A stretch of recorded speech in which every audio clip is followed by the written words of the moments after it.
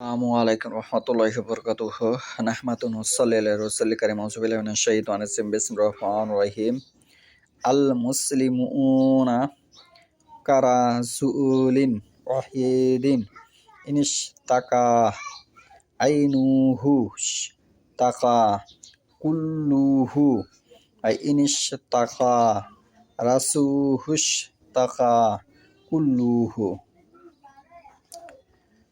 আজকের বক্তব্যের বিষয় হলো মুসলিমরা সকল মুসলিম এক দহ। মুসলিমরা যেন এক দেহ।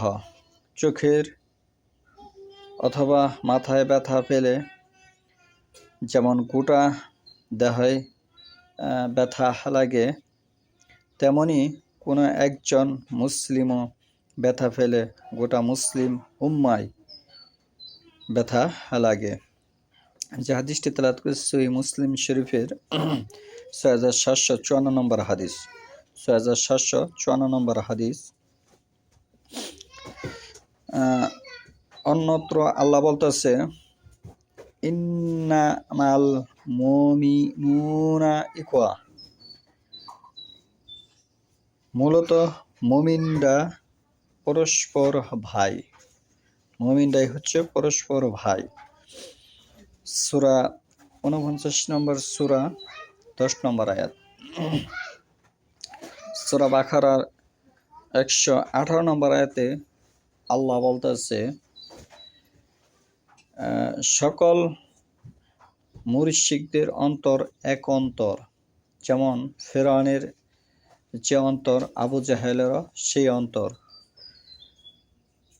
আবু লাহাবেরও সেই অন্তরই। অনুরূপভাবে যে ওহী বিদ্বেষী লোক, তার অন্তর এবং ফিরআউনের অন্তর এক অন্তর।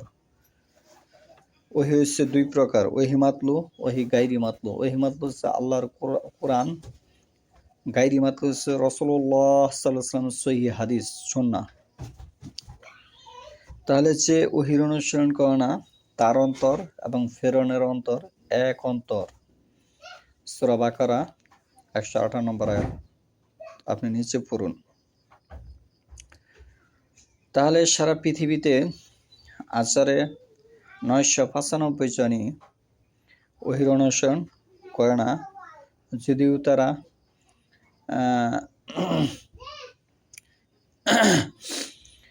বিভিন্ন দলে বিভক্ত হয়ে গেছে।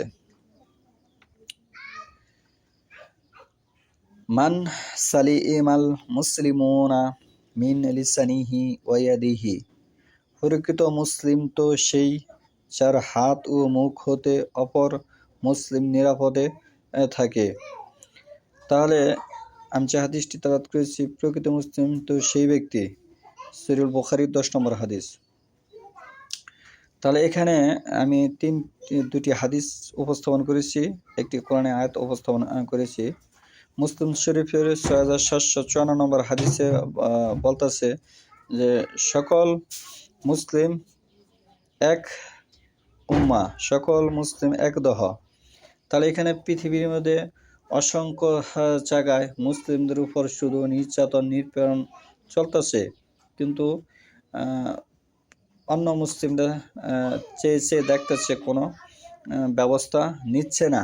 এখানে কিন্তু এই হাদিসের পরিপন্থী হচ্ছে। তার মানে এই হাদিস অনুযায়ী বোঝা যাচ্ছে যে যারা মুসলমানের নিপীড়ন দেখছে, কোনো প্রতিরোধ করছে না, তার মানে এখানে কি বোঝা যাচ্ছে যে আমরা সকল মুসলিম এক দেহ হতে পারছি? এই হাদিস অনুযায়ী না, আমরা হতে পারছি না।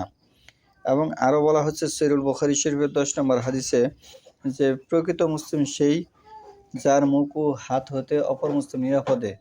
এখন বর্তমান প্রেক্ষাপটে সমাজে এক ভাই আরেক ভাইয়ের কাছ থেকে নিরাপদ নয়। সে সম্পদের বিষয় হোক এবং হিংসার বিষয় হোক, সে তার সাথে বিবাদে ঝগড়ায় লেগে আছে। তাহলে এখানে এই হাদিস দ্বারা স্পষ্ট হয়ে যাচ্ছে যে তারা যে হাদিসের যে অনুসারী অনুযায়ী যে মুসলিম সেটি হয়তোবা 1995 জন হতে পারছে না।